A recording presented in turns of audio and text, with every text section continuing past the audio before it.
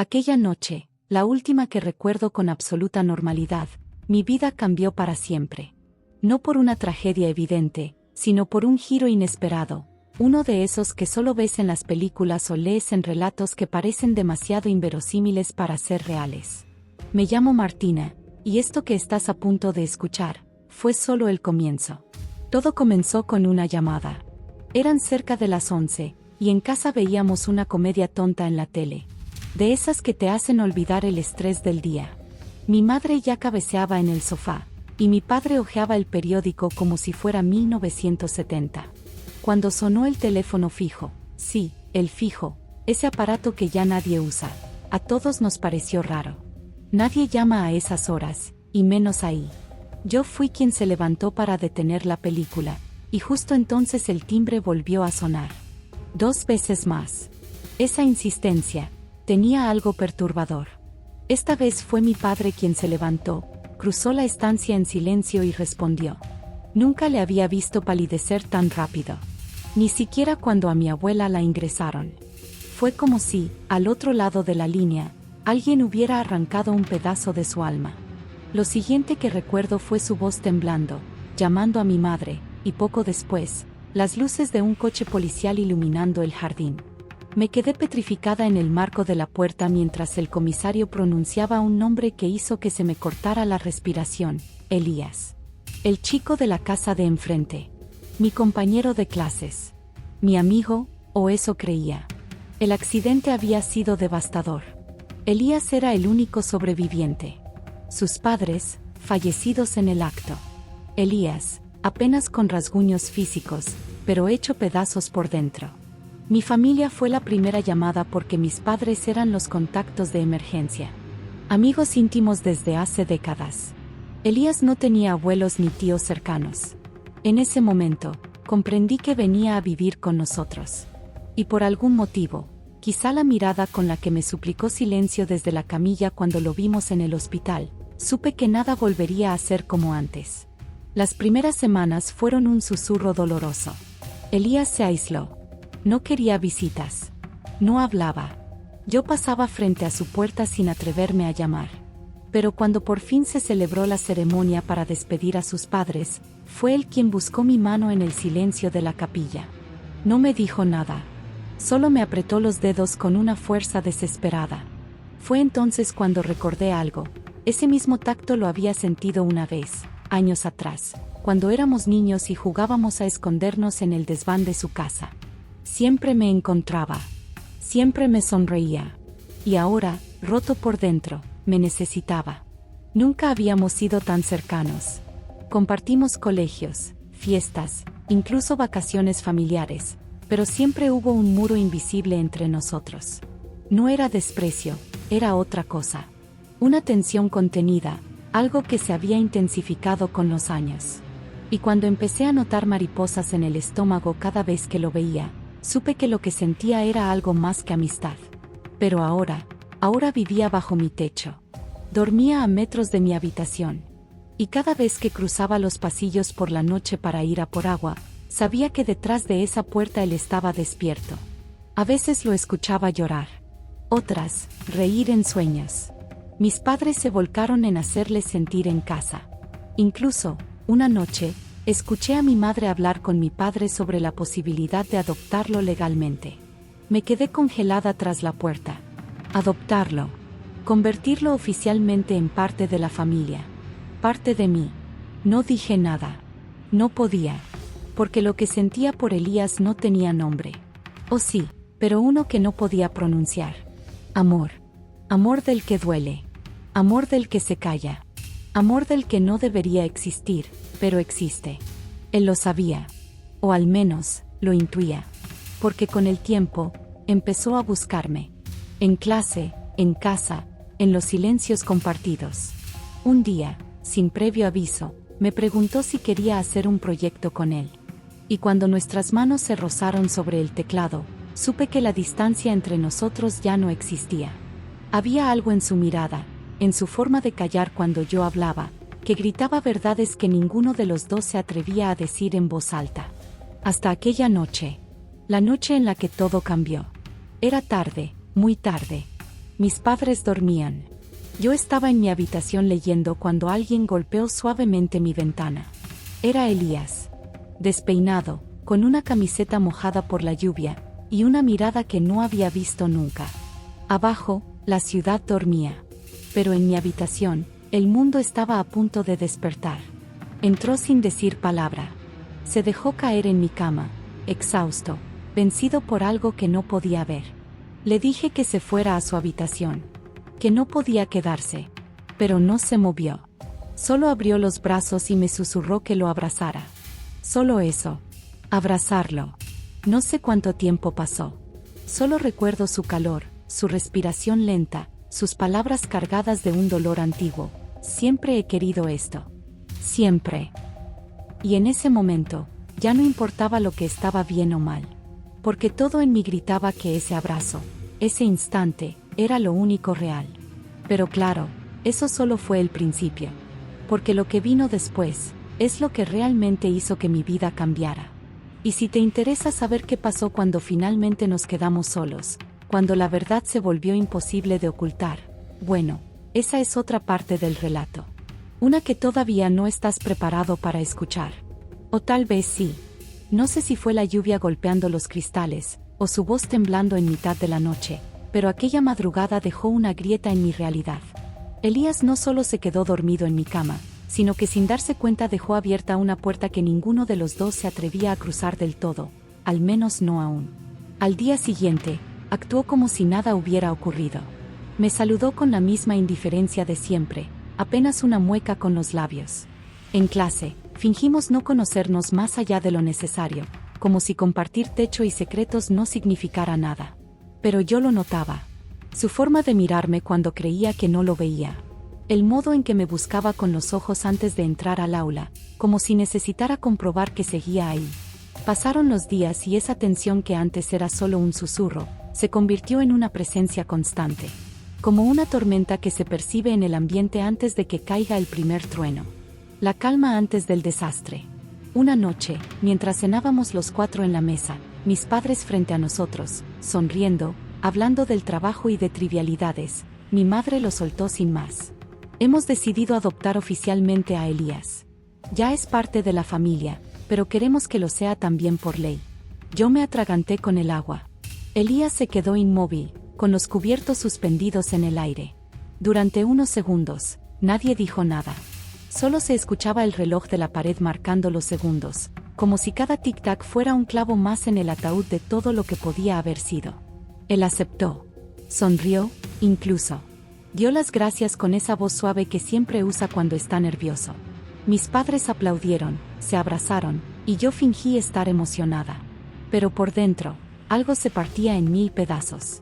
Aquella noche, no pude dormir.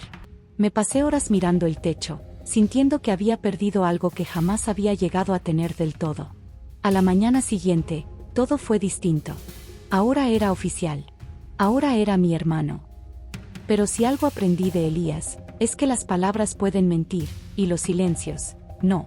Porque en cuanto nos quedamos a solas, me miró con esos ojos llenos de tormenta y dijo: «Esto no cambia nada». Intenté responder, pero no pude. ¿Qué podía decir? Que cada vez que me rozaba al pasar, mi cuerpo se encendía como un incendio imposible de sofocar. ¿Que lo soñaba por las noches y despertaba con el corazón desbocado, temiendo que se notara en mi cara? Pasaron semanas así. Él se convirtió en el chico perfecto para mis padres. Responsable, estudioso, cariñoso. Y conmigo, simplemente se volvió imprescindible. Estábamos juntos todo el tiempo. Tareas, compras, películas, incluso escapadas rápidas al centro comercial. Y cada vez que sus dedos rozaban los míos por accidente, se me olvidaba respirar.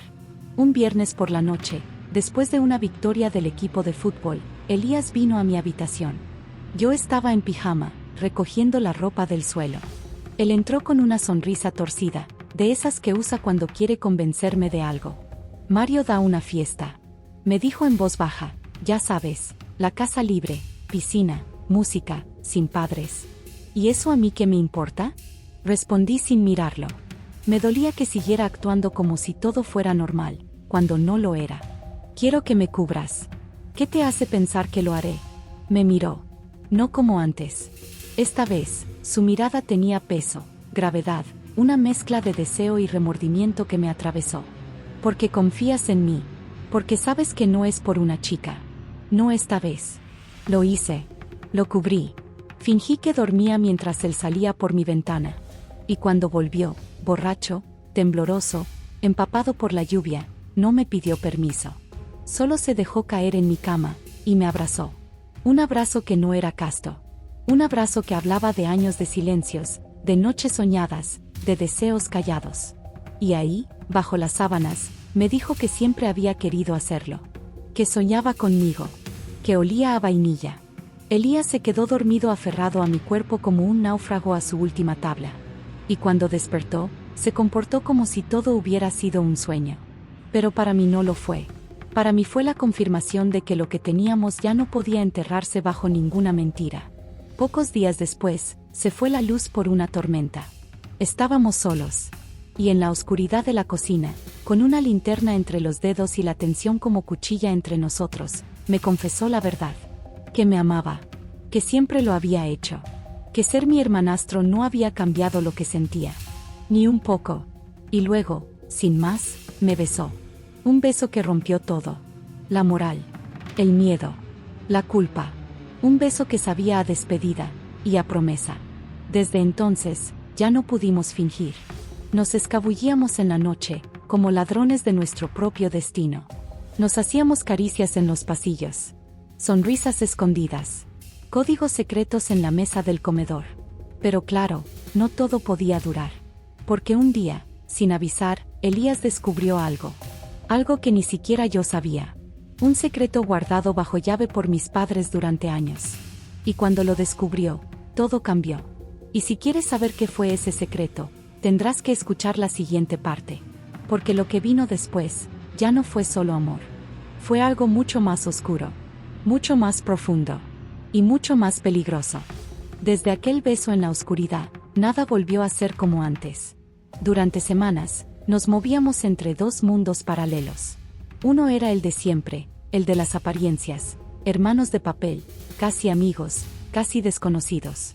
El otro, era un universo clandestino donde las miradas se alargaban más de lo permitido, donde las manos buscaban excusas para tocarse, donde las palabras parecían tener siempre un doble fondo. Nos volvíamos expertos en fingir. En la cocina, en el coche, en las cenas familiares.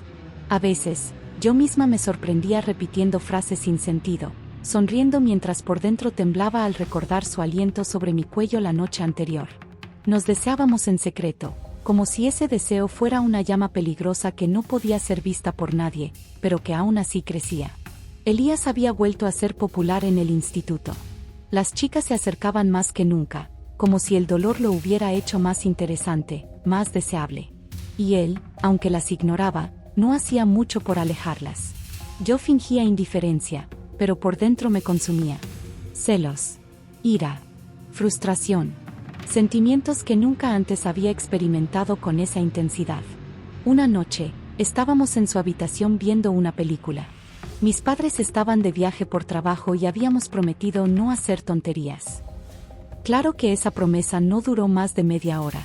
No nos tocamos, pero bastó una escena de la película, una donde los protagonistas se besaban en silencio, para que mi mano rozara la suya.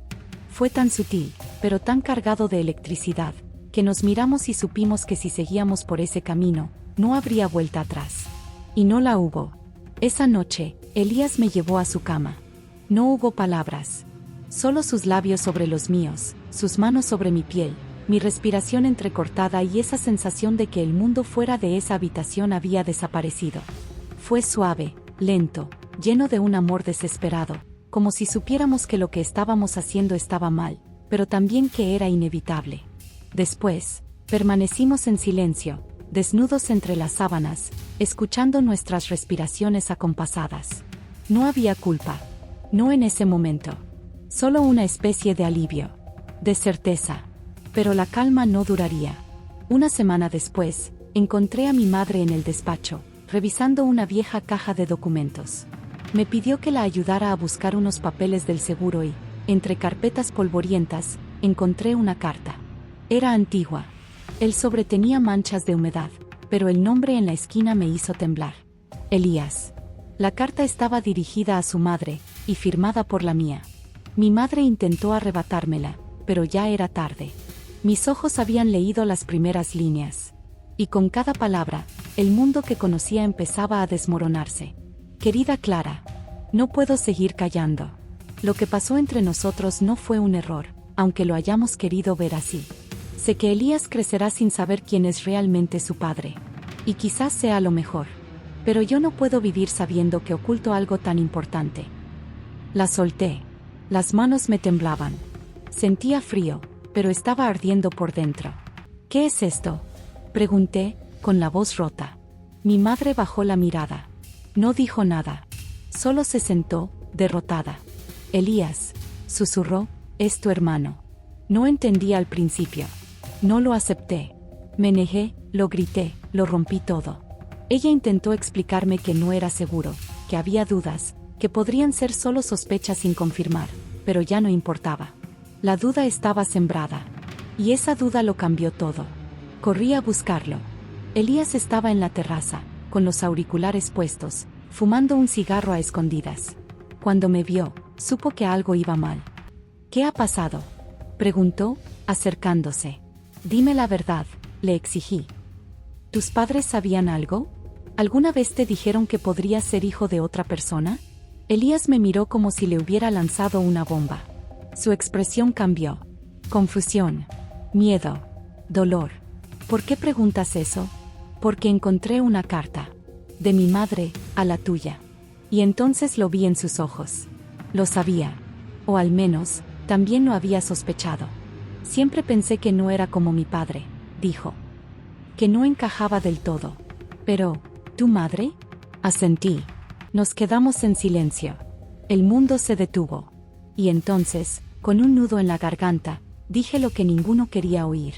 Puede que seamos hermanos, Elías. Él se giró, se apartó de mí como si mi sola presencia le doliera. No, no. No puede ser. Tú y yo, lo que pasó, lo que sentimos. Lo sé. Él se alejó, caminando por la terraza bajo la lluvia, sin decir una palabra más. Yo me quedé ahí, empapada, con el alma hecha trizas, preguntándome en qué momento el amor se convirtió en pecado. Desde entonces, nada volvió a ser igual. Ni en casa, ni en el colegio, ni en nosotros. Pero una noche, mientras creía que dormía, Elías entró en mi habitación de nuevo. Se sentó en el borde de la cama y me susurró. No importa lo que digan los papeles. No importa el pasado. Yo te elegí a ti. Me giré. Le miré. Y por un instante, quise creerle. Pero entonces ocurrió algo más. Algo que ni él ni yo esperábamos. Un mensaje. Una fotografía.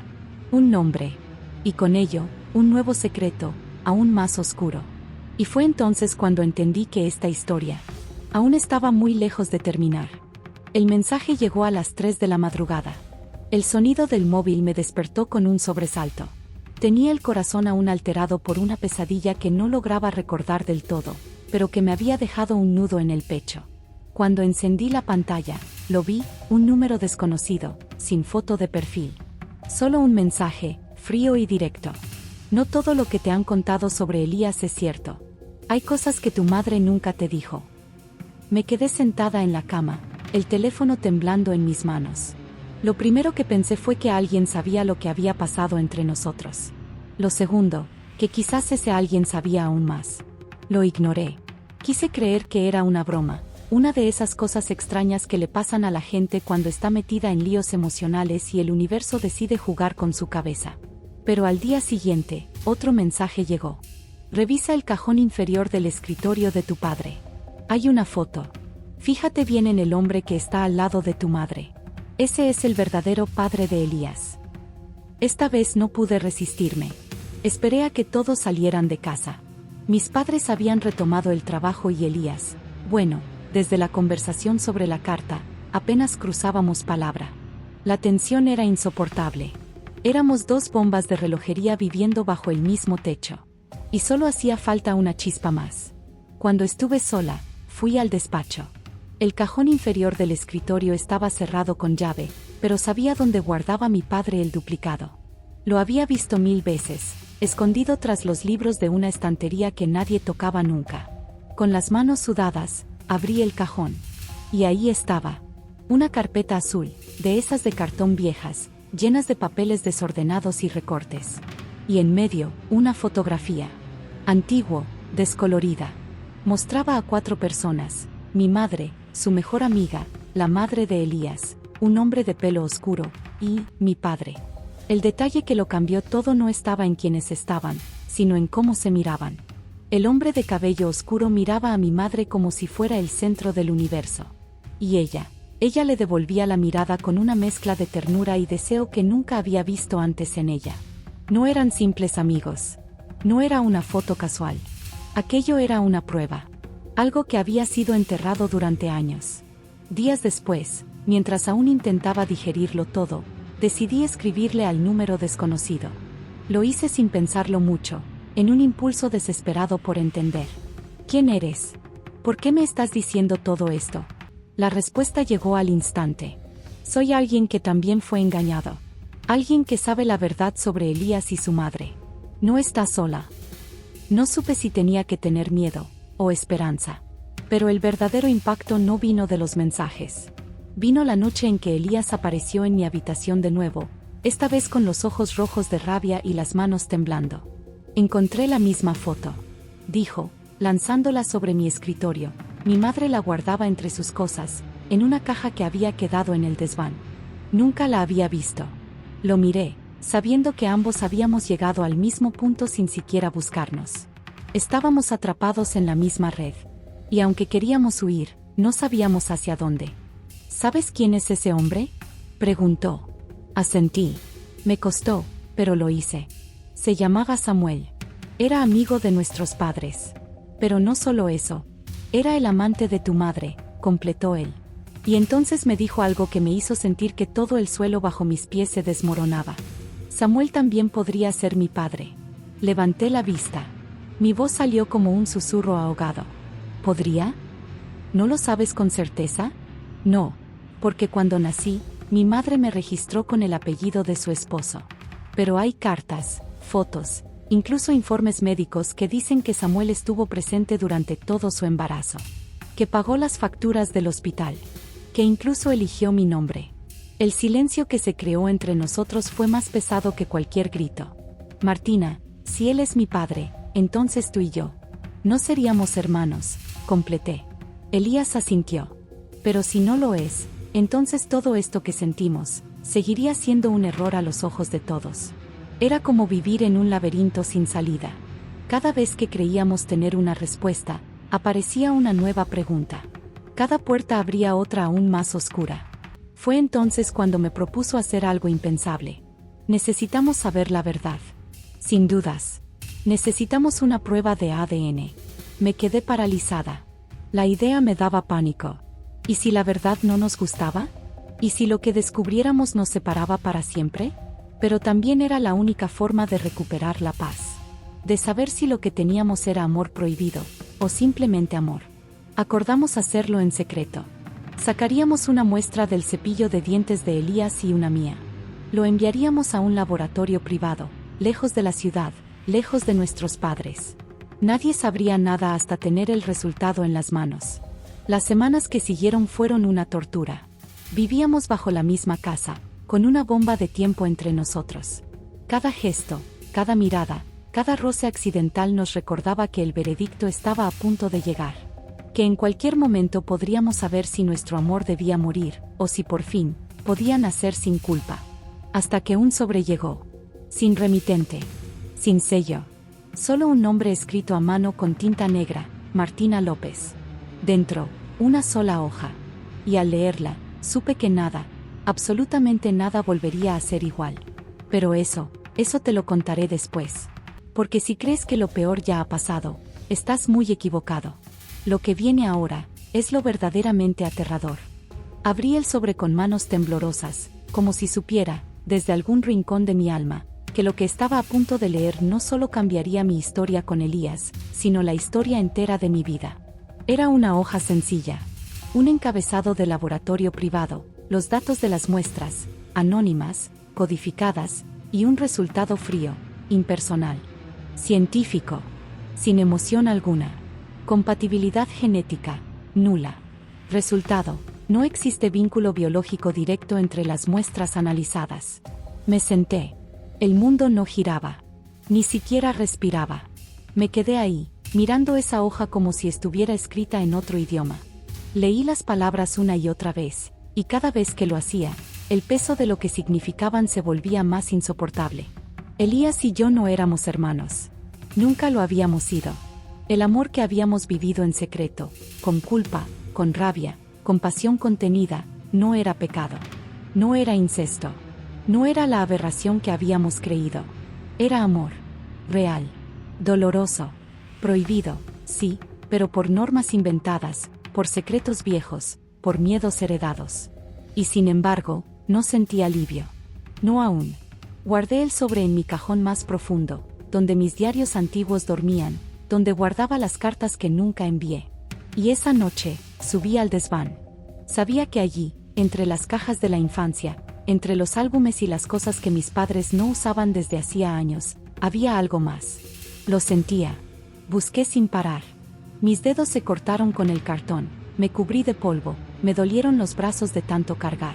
Pero finalmente lo encontré, una caja con el nombre Samuel escrito a mano. Era la letra de mi madre. Dentro había papeles, muchas fotos, algunas cartas, y una en particular que me heló la sangre. Era de Samuel, pero no dirigida a mi madre. Estaba dirigida a mí. Querida Martina, cuando leas esta carta, probablemente sabrás más de lo que nunca quise que supieras. No soy tu padre, pero tampoco soy el padre de Elías. Al menos, no como la gente cree. La carta estaba fechada 2 meses antes de su muerte en un accidente del que nadie hablaba. Nadie. Ni mis padres. Ni los padres de Elías. Ni Elías. Tu madre y yo compartimos un secreto que, si alguna vez salía a la luz, destruiría a ambas familias. Yo lo sabía. Ella lo sabía. Y aún así, no pudimos evitarlo. Elías es hijo de un hombre que no figura en ningún registro oficial. Un hombre que desapareció antes de que Elías naciera. Alguien que no era ni su padre legal, ni yo. Pero eso no cambia el hecho de que lo amé como a un hijo. Que estuve ahí cuando nació. Que lo cuidé cuando cayó enfermo por primera vez.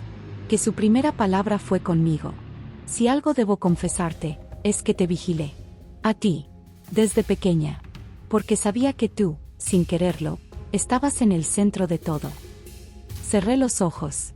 No sabía si estaba leyendo la confesión de un loco, o de alguien que había vivido bajo un peso imposible. Porque había una última frase que aún hoy me quema por dentro. Martina, si alguna vez dudas de quién eres realmente, mira a tu madre a los ojos cuando le preguntes. No por Elías. Por ti. Esa noche, no dormí. Y a la mañana siguiente, me planté en la cocina, con la carta en la mano, y le pedí a mi madre que se sentara. ¿Conocías a Samuel? Pregunté. No lo grité. No lo susurré. Lo dije con la calma de quien ya conoce la respuesta. Ella bajó la vista. Se le cayó una cucharilla. No la recogió. No te hagas la tonta. Hay cartas, fotos, y una prueba de ADN que descarta que Elías y yo seamos hermanos. El silencio que siguió fue absoluto. ¿Tú sabías que él no era hijo de su padre legal? Lo sabía, respondió al fin, con la voz seca. Pero no era asunto tuyo. ¿No era asunto mío? Espeté, y la furia me temblaba en la voz. He vivido creyendo que amaba a alguien que era mi hermano. He tenido miedo de mis propios sentimientos por una mentira que tú y papá decidieron mantener. Fue por tu bien, murmuró. Para protegerte. ¿Protegerme de qué? Mi madre levantó la mirada. Y lo que vi en sus ojos me dejó sin aliento. No era miedo. Era tristeza. Una pena profunda que no le cabía en el cuerpo. De ti misma. No entendí. No entonces. Pero esa noche, Elías encontró una carta más. No en el desván. No en un cajón. En su propio colchón, metida entre el forro, como si alguien la hubiera escondido ahí con premeditación. Era otra carta de Samuel. Solo que esta, no estaba dirigida a mí. Estaba dirigida a él. Tienes derecho a saber la verdad sobre tus orígenes. Porque no viniste al mundo por accidente, Elías. Viniste como parte de un acuerdo. Uno que tus padres hicieron con gente que nunca deberías conocer. Cuando cumplas la mayoría de edad, si decides buscar, empieza por el Hospital San Elías. Busca los registros de la unidad especial. Allí encontrarás las verdaderas respuestas. Elías me la leyó en voz baja, sentado en la alfombra de mi habitación, con los ojos clavados en el papel. No decía nada más. Ninguna firma. Ningún cierre. Solo ese final frío. Esa frase que se nos quedó grabada a fuego. Unidad especial. Desde entonces, nada volvió a ser normal. Ni nuestras noches. Ni nuestros silencios. Ni siquiera el modo en que nos mirábamos. Porque sabíamos que lo nuestro, lo que fuera que nos unía, no se iba a resolver con una prueba de ADN. Ni con cartas. Ni con confesiones a medias. Había algo más. Y ese algo, nos estaba esperando. Allí, en el Hospital San Elías. En esa unidad que ni siquiera aparecía en Google. En un ala clausurada desde hace años, por razones que nadie parece recordar. Y si crees que todo lo anterior fue intenso, espera a saber lo que encontramos allí. Porque eso, fue el verdadero comienzo. Tardamos 2 días en atrevernos a ir. El Hospital San Elías quedaba a las afueras de la ciudad, justo en una zona donde las calles comienzan a dejar de estar asfaltadas y los árboles parecen tragarse la luz. Un lugar olvidado por el tiempo, donde los vecinos aún susurraban historias de lo que alguna vez ocurrió allí. Nadie tenía detalles. Solo se hablaba de una unidad especial que fue cerrada de un día para otro, sin aviso, sin explicación. Cuando llegamos, el edificio parecía abandonado.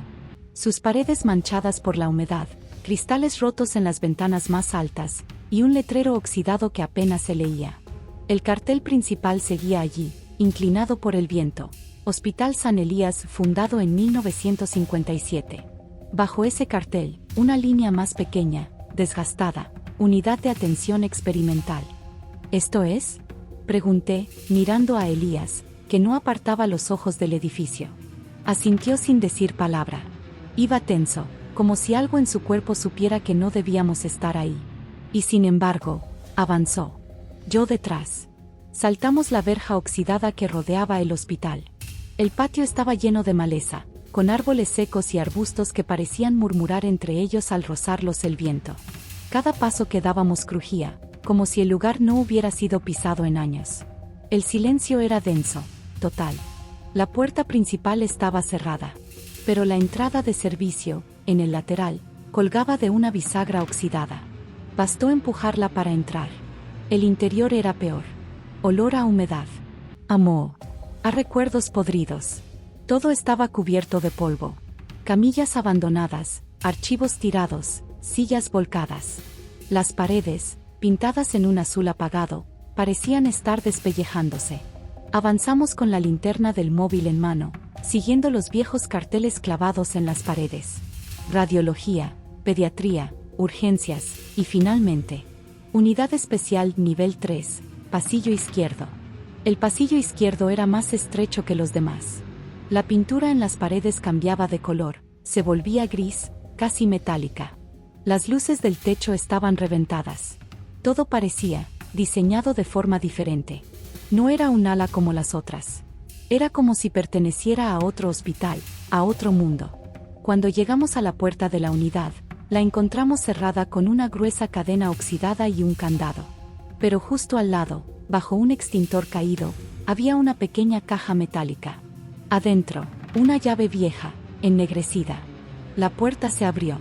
Y el frío que salió desde dentro no era natural. Era un frío que no venía de la temperatura, sino del pasado. De algo que había quedado encerrado allí durante demasiado tiempo. Dentro, todo era distinto. No había salas con camas ni enfermeros. Solo puertas. Una tras otra, todas iguales. Blancas. Numeradas. Cerradas. Algunas tenían pequeñas ventanillas circulares, como las de los quirófanos antiguos. Otras, apenas un número en negro, 203, 204, 205. Avanzamos sin hablar. Cada puerta tenía un pequeño archivo metálico en la pared. Saqué uno al azar y leí. Nombre, fecha de nacimiento, grupo sanguíneo, y algo más. Una categoría, tipo beta. Saqué otro, tipo gamma. Uno más, tipo alfa. ¿Qué es esto?, preguntó Elías, en voz baja. Ninguno de los dos tenía respuesta. Hasta que encontramos la habitación 217. Ese número no tenía sentido para mí. Pero Elías se detuvo de golpe. Su respiración se cortó. Su rostro palideció. ¿Qué pasa? Ese número, dijo, con la voz rota, está en una pulsera que encontré entre las cosas de mi madre cuando murió. Nunca supe qué era. Creí que era de algún hospital donde me atendieron de bebé. Pero, era esto. Es este lugar. La puerta 217 estaba entornada. Y dentro había una cuna. Una cuna de hospital, pequeña, cubierta de una sábana blanca que el tiempo había convertido en gris. Encima, una pulsera idéntica a la que Elías describió. A un lado, una carpeta con su nombre. Elías Álvarez. La abrimos con las manos temblando. Las hojas estaban amarillentas, llenas de símbolos extraños, códigos, tablas de resultados. Y una palabra repetida en cada página.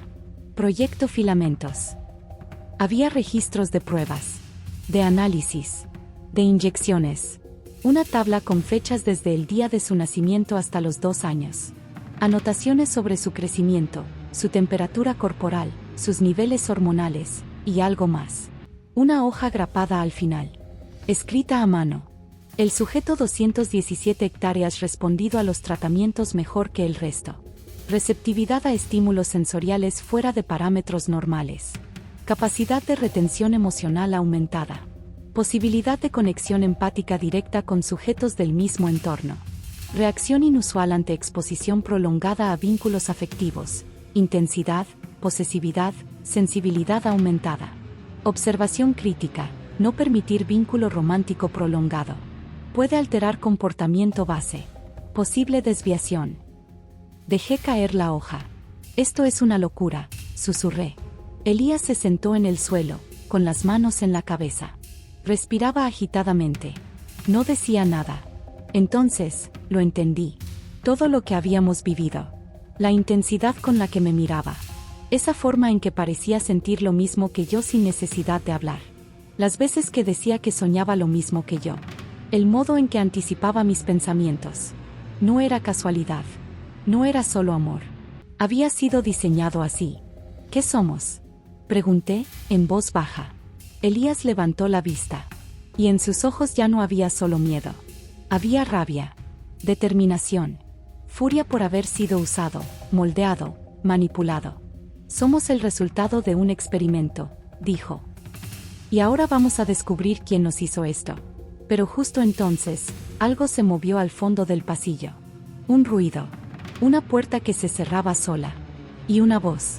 Una voz que venía de una vieja radio empotrada en la pared, que llevaba apagada décadas. El sujeto 217 hectáreas sido localizado. Observación en curso. No intervenir. Y fue en ese instante cuando comprendimos que no estábamos solos. Y que alguien nos estaba observando. Desde el principio.